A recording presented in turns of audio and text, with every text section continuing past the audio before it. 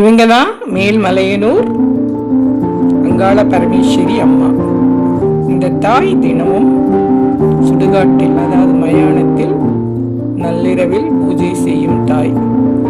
பரமேஸ்வரனுடன் இன்றும் மேல்மலையனூரில் லட்சக்கணக்கான மக்கள் அமாவாசை என்று இந்த அம்மாவுக்கு பிரார்த்தனை பண்ணி கோரிக்கை வச்சு நல்லது நடந்துட்டு இருக்கு. உங்களுக்கு பிரியம் இருந்தா இதை பாருங்கள், என தள்ளி விட்டுருங்க. நம்பிக்கை இருந்தால் உங்கள் வீட்டில் தீராத பிரச்சனை.